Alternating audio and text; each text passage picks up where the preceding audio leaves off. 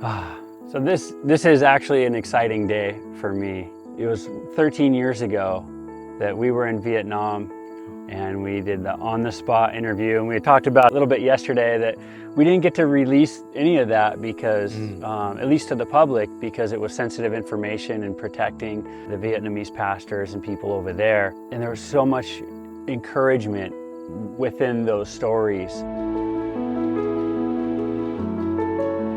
And now here we are 13 years later, and there's been so much that's happened from that point till now. Some dramatic things, I think, in your life, but also you've written a book about everything. And we've had the honor and privilege to read that, and it's actually a really inspiring book.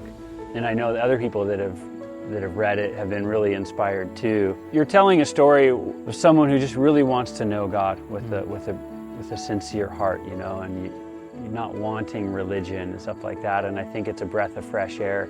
I feel like it'd be sweet to just ask you questions today, just pertaining to faith in your own walk with God, and also just to hear some stories. So thank you for coming and being here.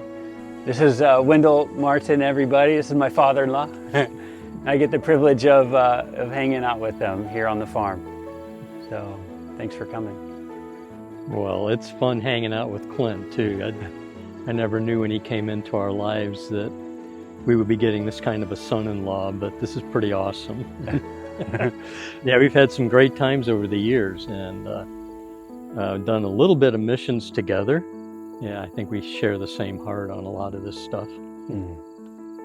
So there's been a lot that's gone on in your life. I mean, your book is one part of it, but even still, I mean, just the whole process of writing the book. Something I've been thinking about quite a bit since reading the book, in the sense of when I wrote about Ellie and when I eventually recorded it on film, it absolutely changed me. Because I was able to look back and see all these things that God had done that I'd forgotten.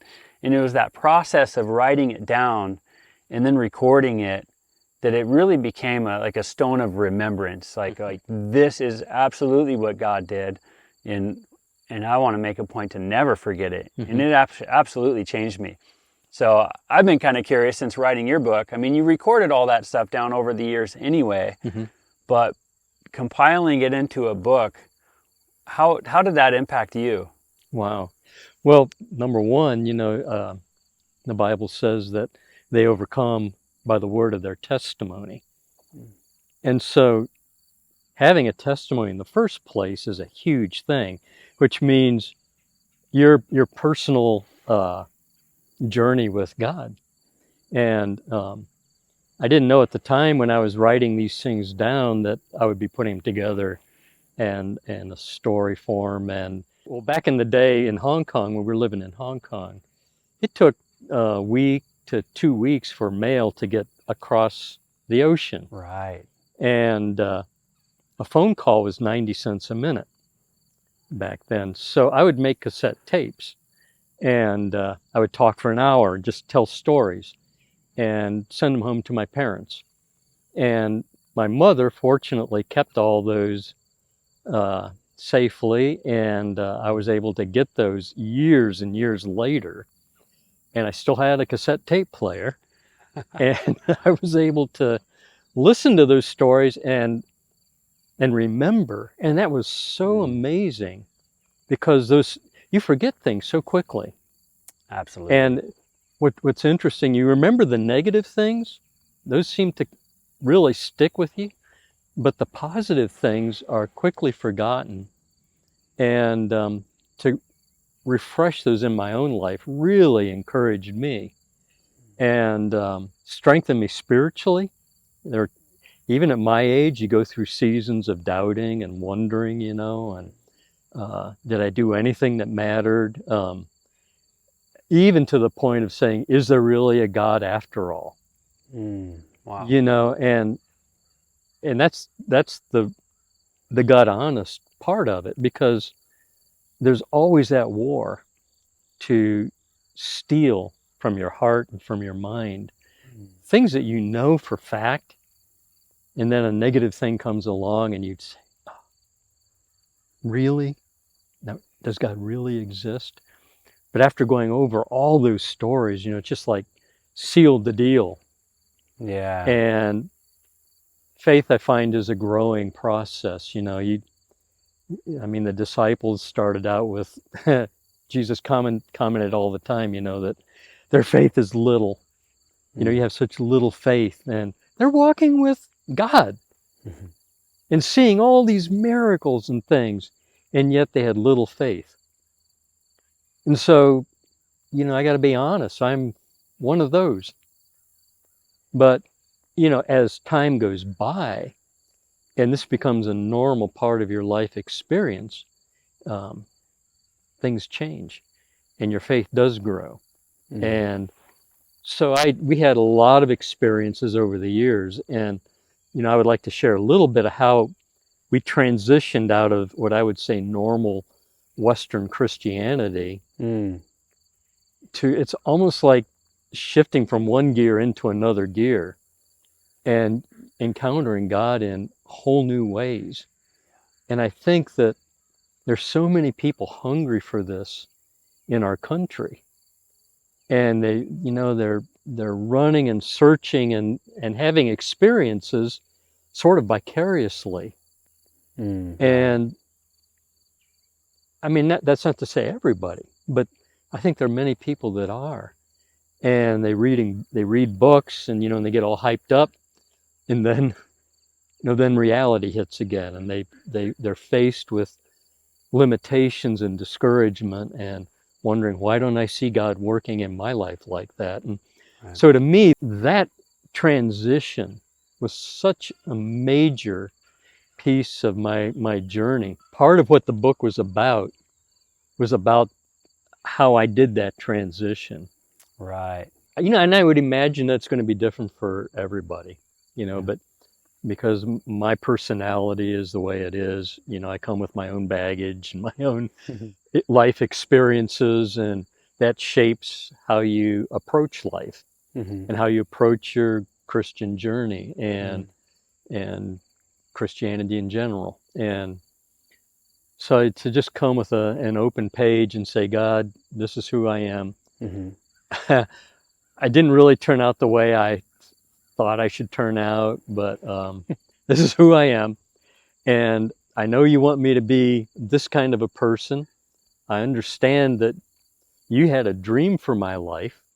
You didn't just create me as a bunch of bones and blood vessels and skin and drop me on the planet to just kind of exist. And if I survived spiritually or otherwise, okay, but if not, we were just another number floating off into eternity. I found out God created us with a very specific plan, with a destiny in his heart for us.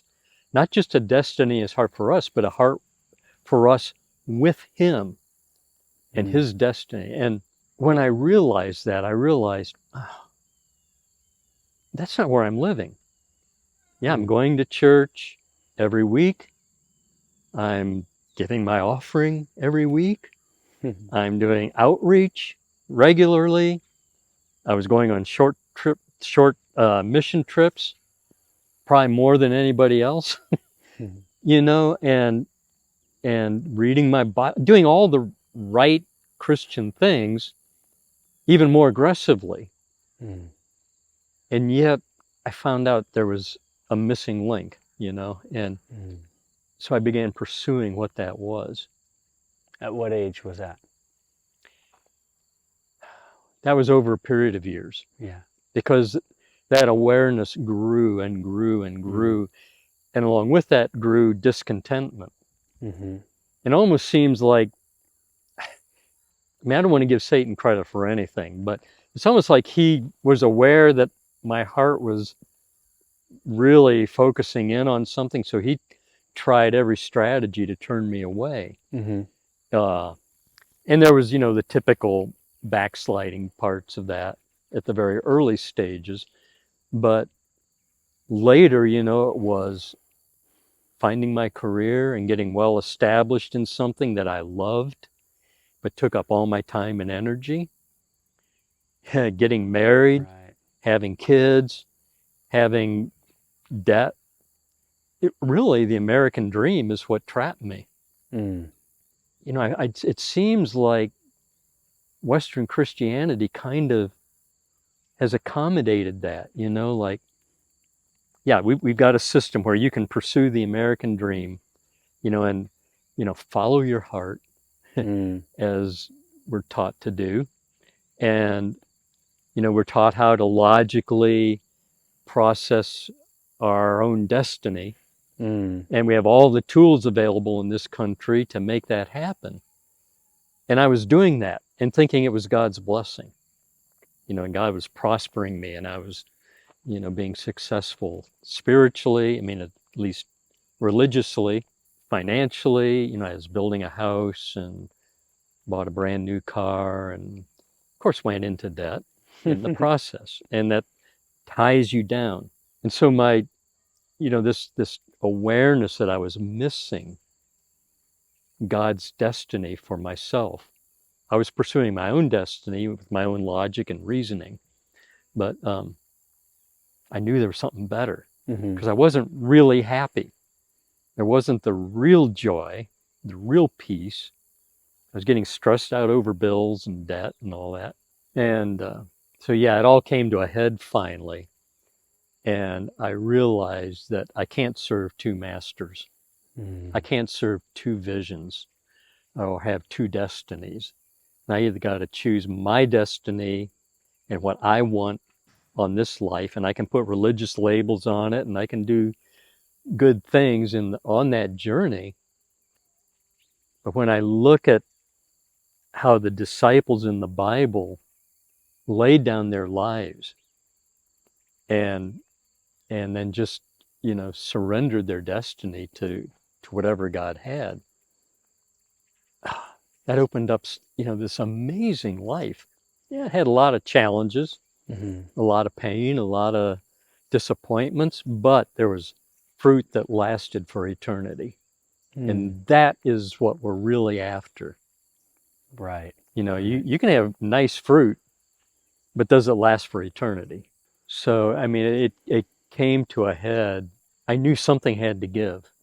Something had to give. And I didn't want to give up my new car and I didn't want to give up my career, you know, and all the good things that were happening and the relationships. But when Jesus says you lay down your life in order to take it up again, I knew I wasn't doing that. In fact, I really didn't know many people that ever had done that. Right. You know, unless they died physically. Yeah. But I sensed that there was more to that. And Mm-hmm. so as I processed through this, I finally just threw my hands up and said, I don't know how to do this, God. I can't do it. I don't know what it means. I know it's out there. But I want what you want for my life more than what I want. And so I began fasting. That's the only thing I knew to do was fast. And so after a few days of fasting, and my wife didn't even know what I was up to. It was just this is really going on at a very personal, deep level. I didn't even know how I could communicate it with her to begin with. But I was fasting that God would clearly show me how to step out of normal Christian experience into a day-by-day intimate journey with Him. You know, and I always go back to the scripture in Psalms 139. I don't know the verse offhand, but it says that God ordained all the days for us. They were written in His book before one of them came to be. I would think, I don't think I'm living today what you would have had in your book, but I want that. And so after I fasted 3 days, I was waxing my brand new car and praying and having it out with God, you know, and being mad that I liked my car so much, you know, Yeah.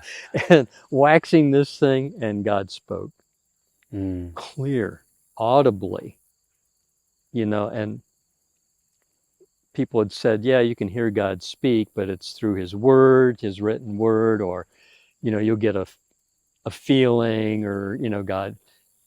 And it's kind of not normal to hear God speak audibly.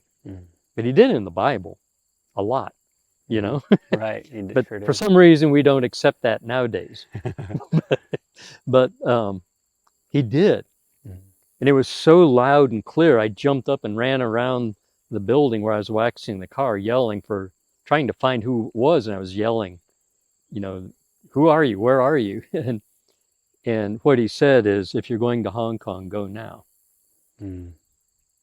So that gave me my time frame, my destiny. It gave me everything except how to do it. And I've learned that was the shifting of the gear. Something changed. We began seeing the supernatural on a regular basis. Faith is, without faith, you don't please God. He's very good at creating these opportunities to please him. So the only thing I knew to do by faith, after I told my wife and she agreed that this was God, the only thing I knew to do by faith was to go in and quit my job the next day, which I was teaching at a college, graphic arts, and right in the middle of the term. And that's the only thing I knew to do. And I just went in and told my supervisor, I said, I'm going to have to quit. I'm turning in my 30-day notice. Wow. And it was scarier than anything I ever did in my life. We walked away from everything. We gave away our car. We gave away our house. We gave away our friends, gave up our country. And it's like God said, okay, here's now is a new destiny. And we're starting on a blank page. And we began writing on that.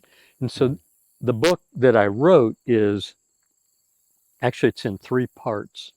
So the first part, it's entitled From the Innermost Parts of the Heart. This was God's Bible school for me.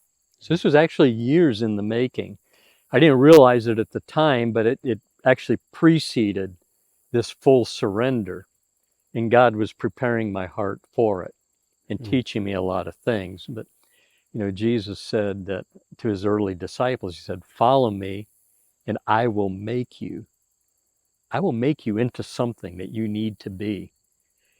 And so until we surrender ourselves to that place where he can, like a brand new lump of clay on the turning Potter's wheel. Yes. We won't find out. Right. And, I'm an artist at heart. And I had to give that up completely for years. And surprisingly, years later, God gave it back. Yeah. And it's been an amazing thing to receive that later. But there's a long period in between where I didn't get to do art. But a lot of other amazing things happened. So I just want to say real quick that I got to see some of your art when you first started up. And I think I told you this before, but it's one of the only things that I've ever looked at and started crying, just from a piece of art, just because of what it spoke. And I remember Ellie showed me, and I was driving, and I started tearing up. I was like, oh, I gotta stop. I can't even Really? I didn't hear that. Oh, I didn't tell you that before? Yeah. So, I mean, the Holy Spirit was definitely was in that, and it was in the right time. And I think that's so key. And I think that's such a huge encouragement to so many people, kind of what you said and spoke about, of having in a way, a holy discontentment of where you're at, which can be a good thing. And a lot of times the enemy wants to turn that into discouragement, or kind of how you mentioned that our modern Christianity tends to accommodate it and say, oh, well, that's okay to feel that way, but you're just going to stay that way or whatever. And so that holy discontentment, instead of turning into surrender, it turns into giving up. you know, and so it's so encouraging to There's hear. two kinds of There's surrender. two kinds, yeah. Yeah. And a lot of people just give up and Yeah. like, well, I don't see it in church, I don't see it in my life, and I'm just you know, there's like this hopelessness in a sense, but you know, that's in a way, it's like it's the enemy just trying to twist that instead of just saying, oh, I have a discontentment. I want to see more of you, God. I want more, and then turning that into, you know, a place of surrender, and seeking His voice and seeking, you know, His will, which is so cool because that's what fasting is for. And I don't think many people know that, but fasting is really, you know, like in Isaiah 58, it's not for our voice to be heard. It's to surrender all, to hear His voice, you know, and that is so cool, and an amazing testimony so often we to that. fast so we can get stuff. Right? Yeah, it's like, man, we fast for just more of His voice, really. So that's cool. I love that. That's a good testimony even for me. So, so it's the innermost parts of the heart, and then the next part is the outermost parts of the world. And this was, I mean, I had done short-term missions prior to that, and there had been levels of surrender along the way, and I was thinking that it was total surrender, but I find out later that it wasn't, and that's because you kind of fall back into these old lifestyles, you know. Like, you know, you talk about going to an event and you have this mountain peak experience. Then you come back down to the valley and everything is ho-hum again. Right. And so on some of the short-term trips, though, God used those to prepare me for the uttermost parts of the world. And in particular, I go into detail in the book about a trip to the Philippines, where I was out pretty much isolated, out in a jungle environment, and I was with other Filipinos, but no Western contact whatsoever. And it's just day by day with the Lord. And it didn't turn out the way I wanted it to turn out. It was very, very frustrating.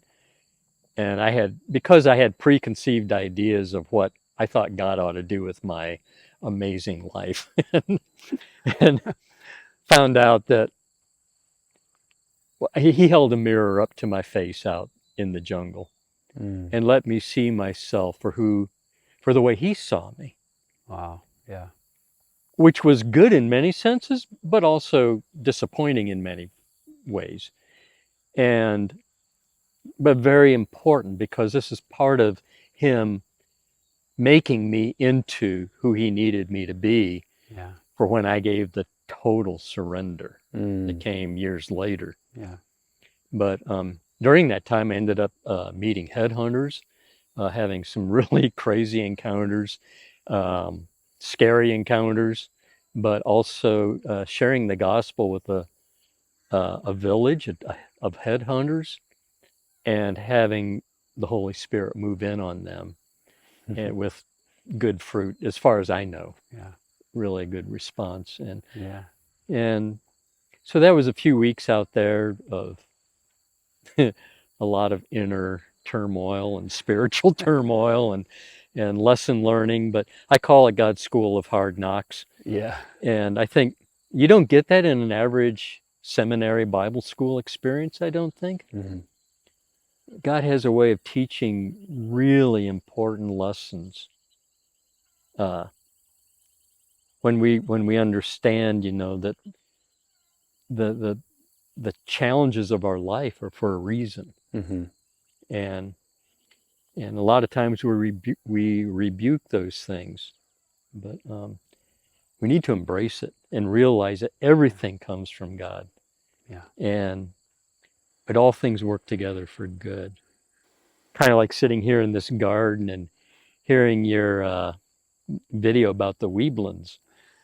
And, you know, you're explaining how you put different kinds of things together so that they kind of work against each other, but they feed into each other at the same time. And so the negative things that we experience in life, we need to embrace that because God knows how it's going to make us better at the end. Right.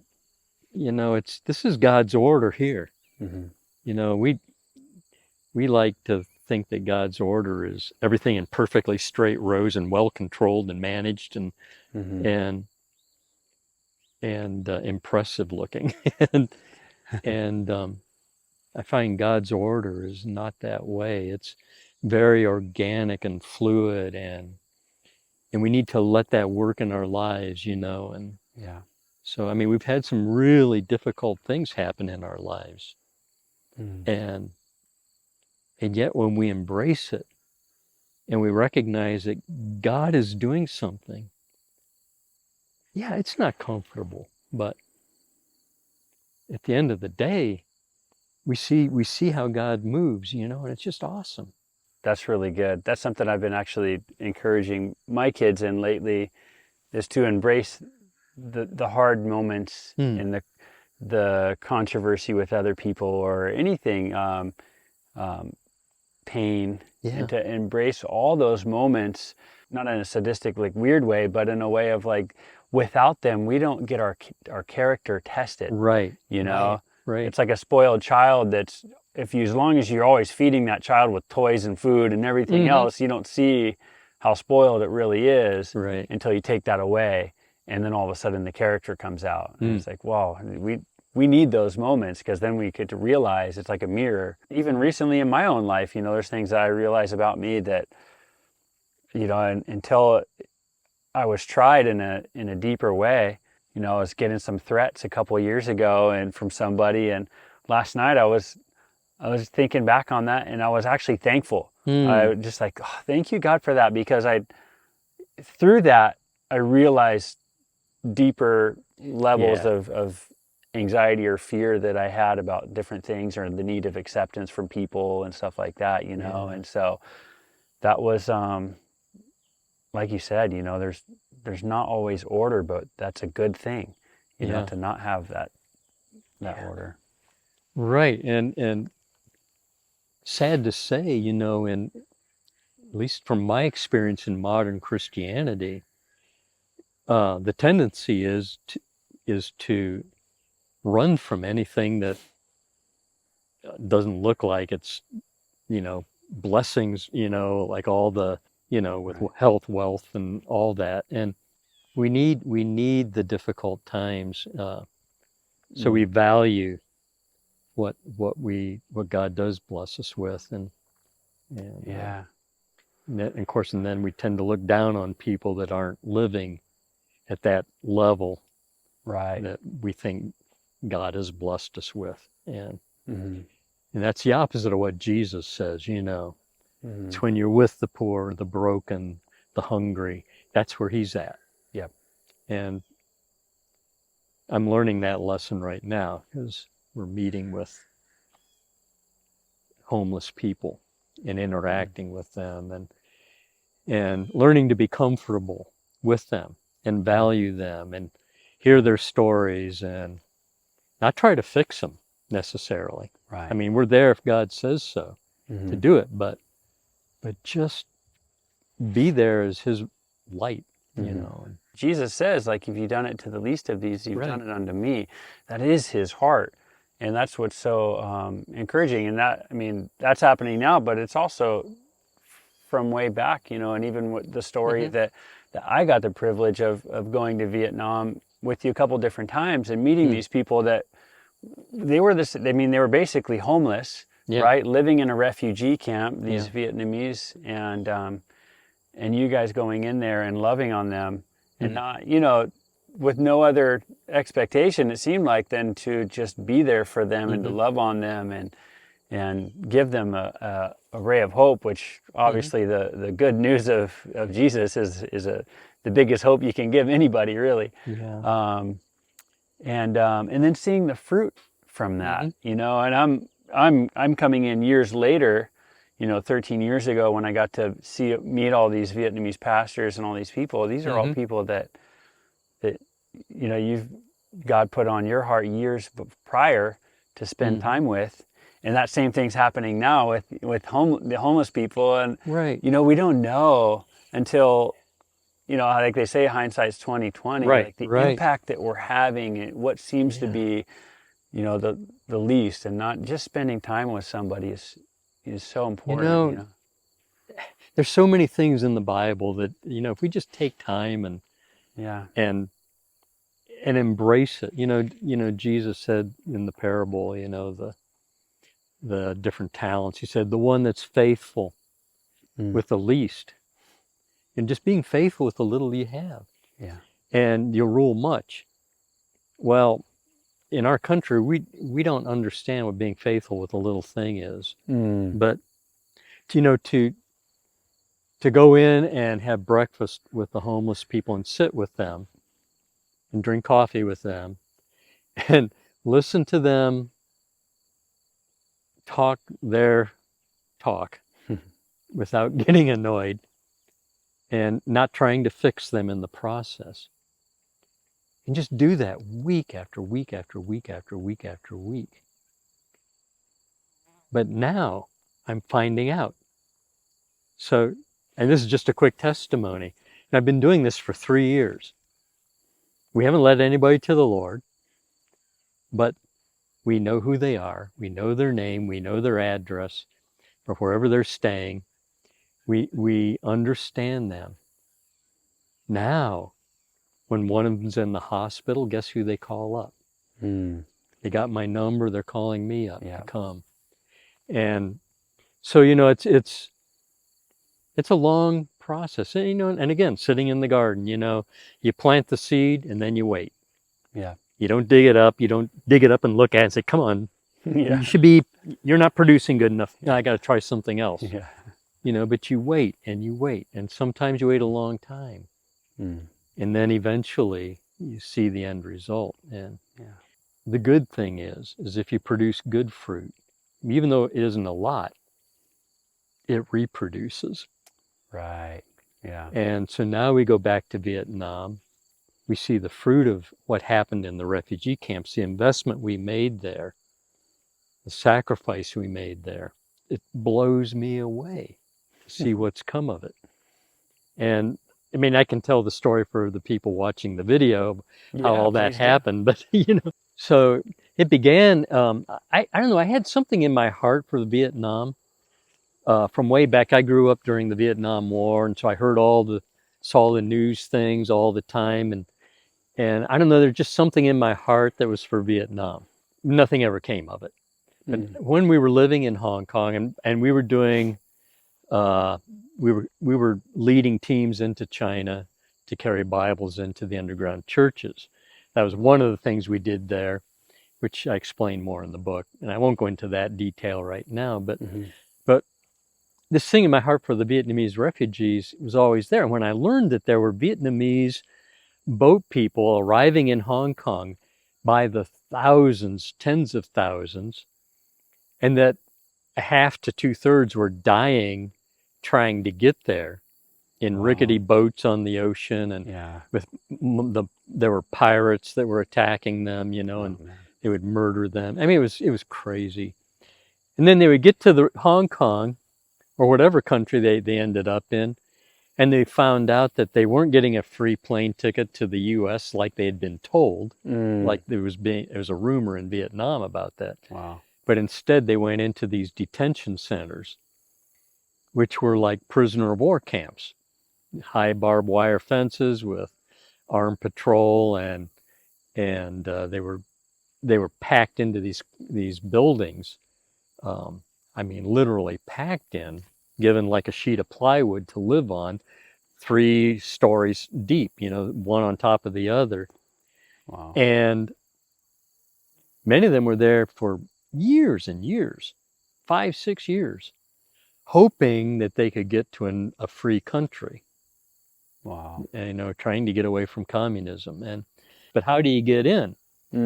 And it took a long time because, number one, the Vietnamese had to ask for a Western or pastor to come in.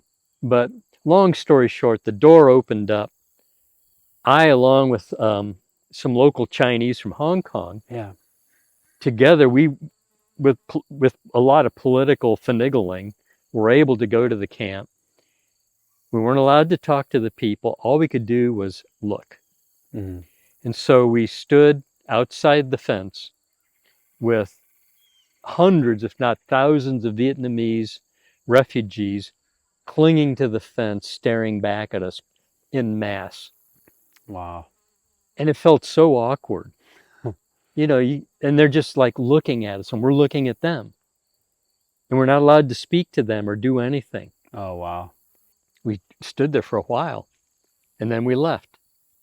And then the next week we went back and did the same thing, and went back, went home, and then came back the next week. And we kept negotiating with the officials, and finally they said, we asked if we could bring them gifts. And they were afraid anything we gave them could be used for weapons, because they had put North and South Vietnamese together in the camps. Oh, right. And that was still a very tense, a lot of bad blood from the war years. And there were riots that took place, and people were dying and stuff. It was pretty dangerous. But finally, the government let us give them rubber bands. We said, can we give the kids rubber bands? They can link them together and make jump ropes or just something to play with. So we began the rubber band ministry. That was it, and be faithful in little things. Yeah. And time went by, and we finally found a Vietnamese person that spoke English. Mm. And I mean, we would always kind of take our liberty and say, does anybody speak English here? Nobody spoke English, but finally this guy did. He showed up, and we said, if you make a request to the government officials for Christians to come in, like missionaries to come in, they will let us come in, but you have to initiate it. They did.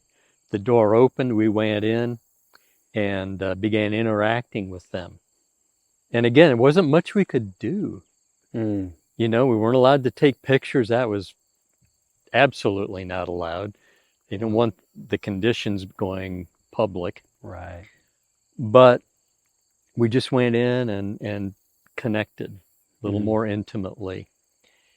And I took my wife along, Daisy, who is from Hong Kong, so she speaks Cantonese and English. And we found a guy that spoke Cantonese one day. And so I kind of just had enough of not talking. I began sharing the gospel with my wife, translating into Cantonese, and then this other man translating into Vietnamese as he chain smoked. I'm trying to share the gospel with them, and there, we'd have maybe 100 or 200 young men. It was mostly young teenagers and early 20s were the people that made it to Hong Kong, mostly young men. And they're sitting there, and they're obviously wanting something from me. They're in a hopeless situation. Hopeless if they go back to Vietnam, they're going to be ostracized by their families. The government's going to be after them for having fled. Right. Really a very difficult situation for them. Yeah. And so they didn't want to go back for many reasons. And so they're hoping for something. And I sharing about Jesus, and it's just like lost in translation, Oh. But I kept it up. And every week I would go back, and this guy would come, and Daisy would be there to translate from Cantonese from English into Cantonese. And I was struggling and feeling disappointed. And I remember clearly this day in particular. I was sharing the story about Shadrach, Meshach, and Abednego. I was saying these guys were in such a difficult situation, and they took a stand for what they believed in, and it just didn't turn out the way they expected or wanted it to. And they ended up in this terrible environment. They were thrown into a fiery furnace, and I'm going on in this story, and I said, and some of you might feel like you're in this furnace, and And as I'm sharing this, and I could see it just wasn't connecting. But this Vietnamese guy came walking in the camp behind me.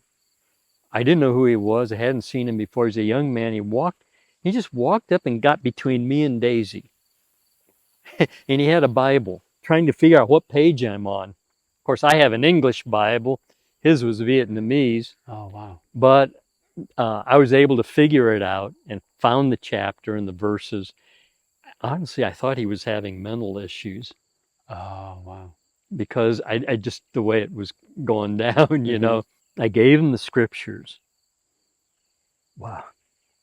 And he began translating directly into Vietnamese. And he read the scriptures, you know, about Shadrach, Meshach, and Abednego. And then he kind of did a quick summary of what I had said. Then he motioned for me to go on.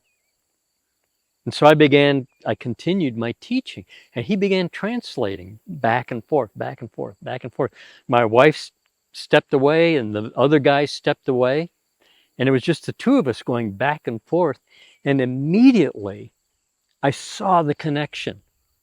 You know, the people, all these guys squatting out there on the cement, and they all leaned forward.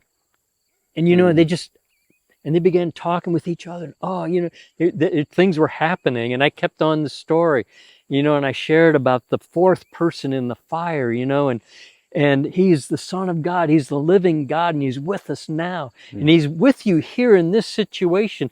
If you want to connect with him, you know, he can help you come out of this without any bad effects. You know, I asked if they wanted to meet him. His name is Jesus Christ, you know, and they talked for a little while, little clusters were, and pretty soon some raised their hand, you know. Yeah. And so there were about 10 or 12, I think, that, and so I had them come and stand in front of, you know, a few hundred people. Wow. And they prayed a prayer out loud, one by one. I led them.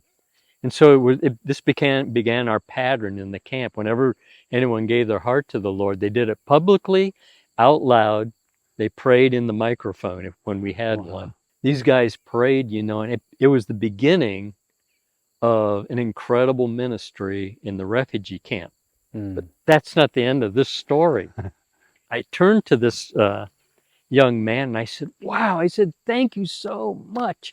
Oh, you don't know how much I appreciate you coming. What's your name? And he looked at me with a blank expression. And he kind of figured out what I was saying, I guess. And he finally told me his name. I said, oh, I'm so glad you came. And where did you learn English? And he couldn't communicate. Oh, wow. This was a supernatural event. Yeah. You know, so you faithful, faithful, faithful, and then God steps in. Yeah. It was the most crazy thing. Yeah. And so he didn't speak any English. That is amazing. And so I came back the next week not knowing what to expect. He came and stood beside me, and when I opened my Bible, he could translate. Wow. When I closed my Bible, it was done. And this went on week after week. We had many people come to the Lord. And then he learned English. He went to English classes and learned English. Wow. You know, the hard way. And you know, a long time later, you know, we could sit down and finally I could hear his story and, you know, we could get acquainted. And you guys are friends today, right? we became very, very close friends. Over the years, we worked on a lot of materials for the refugees that became believers, trying to prepare them for when they went back to Vietnam, because they all, or I shouldn't say all, but most of them were forced back eventually. Yeah. And some did go to third countries, you know, if they there were certain qualifications and stuff. But this brother, he ended up in Taiwan. He's got a huge ministry in Taiwan. The Lord opened it up. He went by faith. That's a whole nother story that I didn't even write in the book. But that'd be a great story. I'll have to let him write that story. But he's been planting churches all over Taiwan. And those people now are going back to their homeland with the gospel. And it's just been a a dramatic multiplication of Wow. that seed planted in the refugee camp. Back to their homeland, because he's back to Vietnam, you're saying, Yeah. from Taiwan. Yeah. Yeah, wow. And and the interesting thing is, they're not like super Bible school students, Mm-hmm. but they have faith. Right. And so they go back, and it's what happens, and this is the pattern, is there'll be somebody sick in their village or in their home, cancer or something, it's a legit sickness. It's not Mhm. just, a sore wrist or something. Yeah, Although those count too, yeah. but cancer, hopeless cases, and they'll go back and pray for them, and they're completely healed instantly many times, and the whole village comes to the Lord Mm. just like that. Yeah. And then what do you do? Not some theological sermon. No, and or- it's not through the head, all Right. that reasoning, Right. but it's the heart. Yeah. This is what we're looking for. We need a God like this. Yeah. Mhm. Who is he? Right. And that's the third part of the book, is stories about these. There's 40 stories of faith. We just started those short stories with my kids, Ah. and it's like our bedtime stories that we read, short stories, which are perfect to go to bed thinking on Oh, those. that's good, yeah. They're so perfect, just little bite-sized pieces of encouragements that are yeah, just true and healthy to think about. And I'm kind of curious. You had mentioned it was a long process from the time that you started going to the Vietnam refugee camps Mhm. to where you actually, to that moment where you had that breakthrough. Yeah. How much time was that? Several months. Yeah, Yeah. yeah. That's I believe that's what it was. okay. I think it's amazing because when God puts something on your heart, and you mentioned earlier that it had been years of your heart going, for since the Yeah. Vietnam War, you had this heart for Yeah. the Vietnamese, and to not count that as something insignificant, Hmm. and that's a huge encouragement even to me. There's some things that have been on my heart Hmm. in the world of trafficking, that it's like it just every time I hear a story of trafficking, I just break down and just immense tears for these kids. Mostly they get trafficked, young girls, or older girls too. But it's just so sad. But it's an encouragement because to keep pressing forward, Mhm. to not be like, oh well, I tried. It's not like you went there one time and like, well, they Right. didn't let me in, I guess I'll go home now. It's like they didn't let you in, but you kept going back. Even though you couldn't talk, you go, and you even be just to be present. Say, okay, here I am. Mhm. Here I am. This is an opportunity.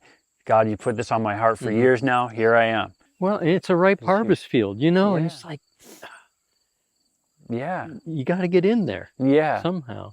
Right. But- The faithfulness there, and then to see the Yeah, I mean, miracle, we want God to just speak audibly every time, and Right. that's not the case.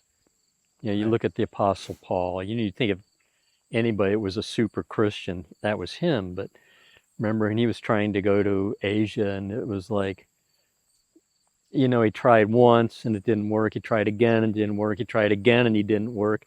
Then he had a vision, and he goes and he gets thrown in prison right off the bat. Yeah. And then an earthquake. Right. I mean, what?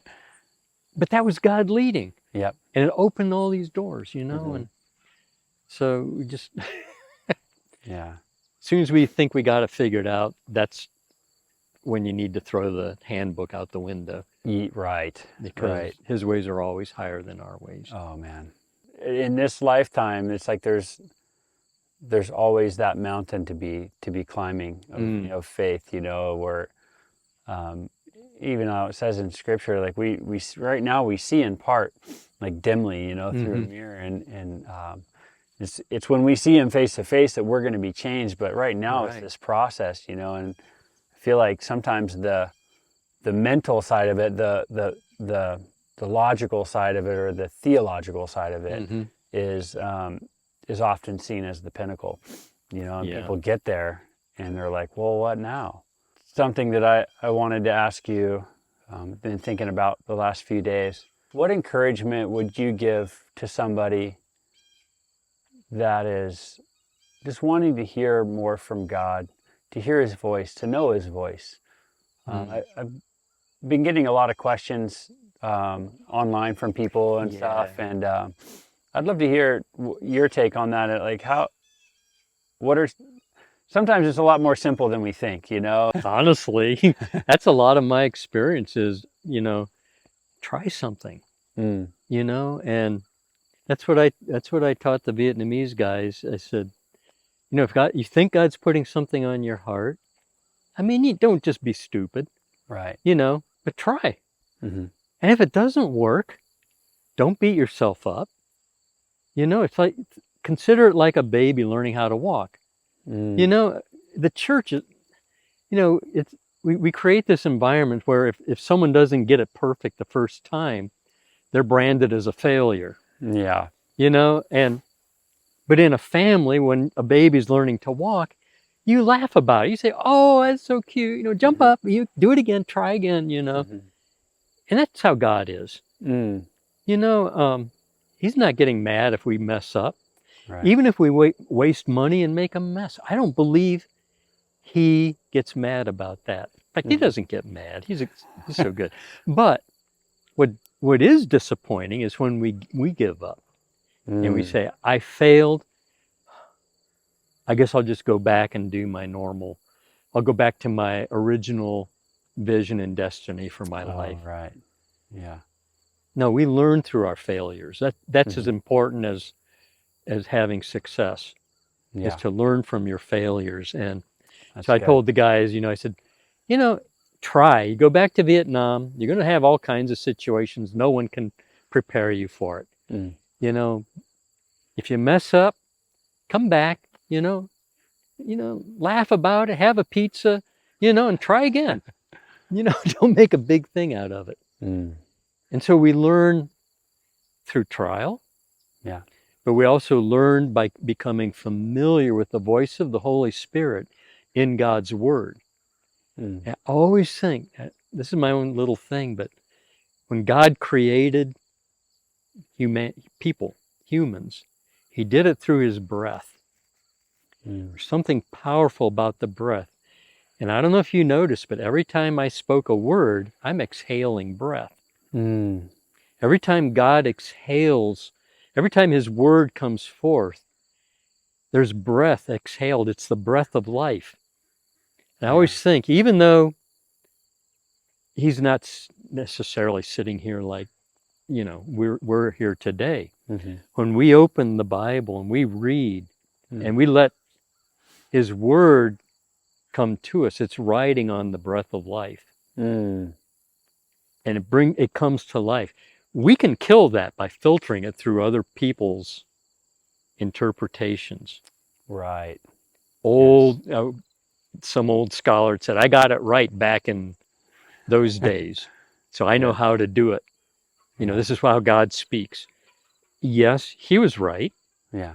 And we can always use that as to validate something that we're experiencing, just so we know we're not going off the deep end. Right. We need to value that. Yeah. But it doesn't become our voice as a substitute for God's voice. Oh, right. Had I gone to a Bible scholar and said, "I heard God's voice when I was in the barn," he said, "Go to Hong Kong now. I've got a pregnant wife. I got a little baby. I got a half-finished house I'm building. I bought a brand new car. I've got a career teaching at a college. What do you think?" He'd say, that was the pizza. Yeah. But, you become familiar with that. And it's not like it's perfect that I know of, because there's so much human element involved. You sense this is God. This wasn't my brain thinking this up. This wasn't my pizza. But, I've been praying into this, and so now, what am I going to do with it? I'm going to validate it by acting in faith on it. Mm. So I'm going to take some steps of faith. Yes, I don't have any money, but I need to buy airplane tickets. Logic says, go hit up all the churches for money, Right. you Right. know, Yeah. and sell your vision. Mm-hmm. You know, God's method is, okay, you're on the mountain with 5,000 people, and you think, okay, we need to feed these people. God says, what's in your hand? Let's work with that. Yeah. You know, Moses, that was the story. Yeah, you got a stick. Okay, a stick, that's good. Yeah. You know, we're going to lead the nation of Israel out of bondage with a stick. Yeah.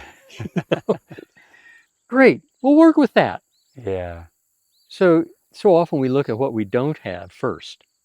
Yeah. Wow. And I think what the message is, you know, be faithful with the little thing you have, or be full of faith with it. Mm-hmm. You know, if you got a stick, then work with that. Mm-hmm. For us, we had a yard sale, and I calculated we needed $3,000 to pay for our airplane tickets for myself and my wife and my little kid, and live for 2 weeks in Hong Kong. I figured if God didn't provide after that, then I missed him. Yeah. And at the end of our yard sale, we had $3,001. I thought, thank you for that extra dollar. That was generous, you know. That was enough to take the next step forward. Right. And we Yeah. did that. Mm-hmm. No plan when we arrived in Hong Kong. We had like one contact, you know, that I knew of. And they just happened to have opened a bedroom up on this house they were working on like the day before we arrived. Yeah. They said, oh yeah, why don't you just go in there, you know? Yeah. And then God provides, and Yeah. he provides, and it just becomes this amazing journey. Scary as all get out, but Absolutely. that's what faith is. It's Yeah. it's getting going through a lot of scary things. You don't get faith stories without it. It seems like almost all the time there's an element of risk within the faith. That's my experience. You know, I Yeah. don't want to judge other people's experiences, because Right. God's plan is different for everybody. Absolutely. His destiny, he created every person with Yeah. a custom designed destiny. That's so true. I love what you said too about looking at what you have rather than what you don't have. Yeah. And even what you hear rather than what you don't hear, you know, as pertaining to God's voice, you know, Yes. like he's speaking. I mean, he spoke this world into existence. I believe he's speaking every day. Yeah. You know, and whether or not we choose to recognize that, even if it's the littlest thing, you know, and starting from how we know to recognize his voice, you know, and yeah, it's good. I think, you know, it comes with becoming familiar. Yeah. You know, like when I first got married, I thought I knew my wife, you know, but I shouldn't even need to talk now, and I know what she's saying. Oh, yeah, You for know? sure. And that's kind of how it is with his voice, you know. You're so familiar. Mm-hmm. And I think that's what Jesus was driving at when he said, you know, you could do all these miracles and signs and wonders, and, you know, you had it all figured out, but you didn't know me, and I didn't know you. Mm-hmm. So, Right. you know, you may as well hit the road. Yeah. Yeah. Which is always a scary thing. Yeah, for sure. Because you don't want to just say, well, I had all this amazing stuff happen. Right. And then think that you're good to go. Right. The proof's not in the pudding in that sense. No, you know? it's not. It's not. Yeah, I think the thing I like to remind myself is to know his love language. Yeah. Just like our spouses. Yeah. You know, you could do all these things for them, but if it's not pertaining to their love language, they're going to be like, well, I don't feel like I know you. It's like, what? I'm doing all this amazing stuff for you. What do you mean? I know what you want. Yeah. Right.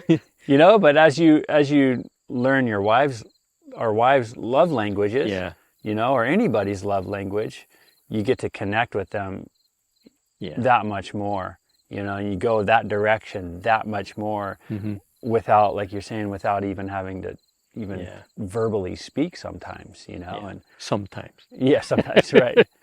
I love that because Yeah. God absolutely has a love language. Yeah. You know, it's laid out. I mean, the whole Bible is basically him laying Mm-hmm. out his love language, Mm-hmm. you know, and what he's Right. about, you know, Right. and the weightier matters of the law, like what Jesus says, is like justice and mercy and faith. Yes. And, you know, those are the innermost parts of his heart, you know, Yeah. and in that sense, you know, so. Yeah. I think one of the things I always remind myself of is without faith, you can't please God. Yeah, So, yeah, so often people are waiting till they hear God's booming voice, you know, or they have a sign or something.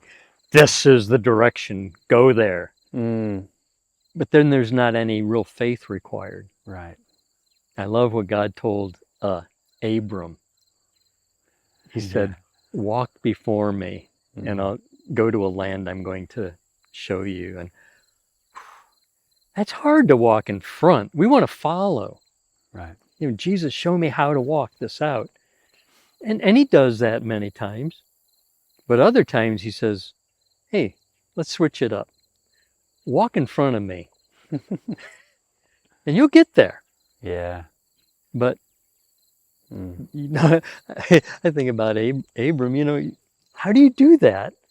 I always picture in my mind, you know, he has his nice tent, you know, he's got a good life. He's got his people and his wealth and his animals and stuff. And he says, okay, guys, we're going on a journey. Where are we going? I don't know. You got a map? No. Well, who told you how to get there? Nobody. Okay, we'll pack up and let's go. And they go out to the end of the front sidewalk and it comes to an end. And you can either turn left or right, go forward, stop and just stay there, or Mm. turn around and go back to your tent. Mm. And so God says, hey, take a step and then take another step. Yeah. And then take another step. And you know, he may choose to tell you, you need to turn here. Right. Or he may not say anything because you may be going the right direction. Mm-hmm. Or maybe he's going to let you learn a lesson out there that's really important for you to learn for the next phase down the road. Yeah, that's good. It all fits together. It all Absolutely. fits together. Receiving the guidance, even if it's wrong, kind of what you spoke about earlier, is not being afraid to be wrong, you know, and Yeah. embracing even the failures, even the wrong step. Oh, I went right and I should have went left. Oh, great. Now you know. Right. You know, Exactly. you made that wrong step, but now you know you get to go left. You Don't know? beat yourself up for it. Right. You just We have a term that we have just in our family. We say failibrate. You know, anytime you mess that's up, you good. celebrate your failures and just Yeah. failibrate. So we get our dances going and stuff. If we, Oh. yeah, we're trying to make that a habit more and more Yeah. because, A failibration. yeah, yeah, because it's important. You know, Yes. if we don't try, we don't step out in faith. You know, And I think if the most important piece of that though is the surrender part. yeah, Because this is something that's really close to my heart right now. And I think it's not something that fits in real good with where Western Christianity is at this point. But it's understanding what the word Lord means, having him Lord of our lives. Mm. You know, we kind of look at that as if, I've got to be a slave, you know, and life is going to be this horrible thing. But there's another level to that. And when we come into that submission in honor of who God is, who Jesus is, things happen.